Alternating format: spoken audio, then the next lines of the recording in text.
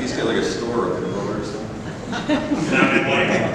Enough of that. Hey, those speeches were fantastic. They were, and there was actually a lot of things in there that I was going to say as well. But yeah, I left my notes at home, so I'm gonna take off. I'm gonna segue on what Nick was talking about hot dogs and late night food. The funny thing is, all of us musicians in the room, and most of you, there's always a great story that starts with something like, after this gig, we went to this place and we were hammered. Filling the place, Benny Fiacco, away we go. And I thought of a few more, but the hot dog thing was kind of cool, because I think that actually happened to Nick. I think it happened to Gene Hummel, and I know it happened to me. Coming out of a gig in Syracuse, that Tully's, always stop at Tully's on the way back, and Benny's looking at these hot dogs on the rack, and he says, "I'll give you $1 for each of them."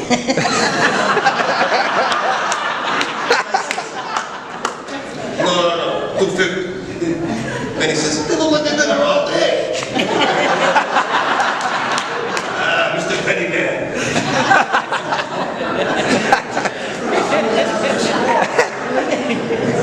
So we did a gig down where I camped, at the campground. We did a gig down there. And you know, you guys, a lot of you musicians also know a lot of times when you're playing these private parties, the food's all out while you're playing, and then by the time you're done, it's gone. You know, that happens a lot. So Benny's like, "Oh man, I'm hungry, just let me eat." You know, I'm like, see what's left over there. I don't look like there's much left, but I got the grill, fire up the grill, and see what I got.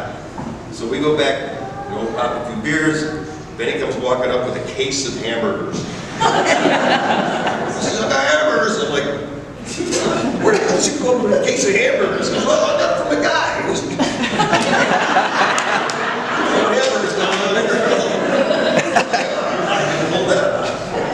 But we have loved our late night food, and there's two other incidents. And one of my, remember when that night we went to the Skylark after, I don't know, Marley or something like that? We got omelets and pancakes. And that was so good, you know, that feeling like after the gig, you just chopping down everything. We look at each other, man, that was really, really good. And the waitress comes up with the check, and she goes, "Can I get you anything else?" And we looked at each other and said, "Let's do that again." All around, pancakes, omelets. I barely fit behind the steering wheel of my truck to get home that day. Another great food story that just came to mind is every Christmas Eve, either me or Mary Ann has a Christmas Eve party, and Mary Ann does all the cooking usually. And we were at Mary Ann's house one night, and we were the last soldiers. We were the last up, right? And we had a bottle of wine, and the refrigerator door open. Just left the refrigerator door open, and started shoveling the leftovers at Mary Ann. Drinking a bottle of wine. "Oh, try this. This is good." You know? No need to bring it. We did some good eating back in the day. Yeah. And I think the funniest thing was, I think it was the night of the hamburgers. It was down at the lake. We played. We're all sitting around a fire. My parents have a camper that's, you know, it's about 4 or 5 up the hill from mine. And Betty was going to crash. And my parents had offered the bunk in the back to crash. So, you know, we were doing our late night. He goes, "I'm going to go up and crash." So he goes up and crashes. Next morning I get up, take a cup of coffee out and see how everybody's doing. And they're all laughing up there. And I said to my dad, I said, "What happened?" "Then he sat on my head."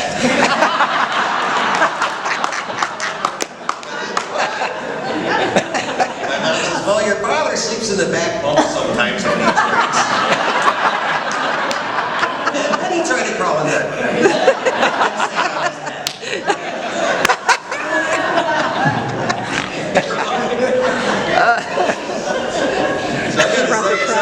Aside from what everybody else has said, which I truly, one of the things I was going to say was that there's, I mean, you know Mr. Pennyman, because he'll give you all the attention, whether you're buying a Gibson Les Paul or whether you're buying a pack of picks. He'll talk to you about what is going to be best for you.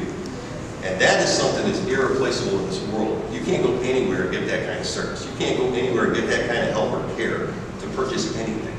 So if there's any legend or legacy you want to take from Benny Fiacco, it's caring. It's actually caring about what you're doing. Absolutely. And I think my hat's off to you for that.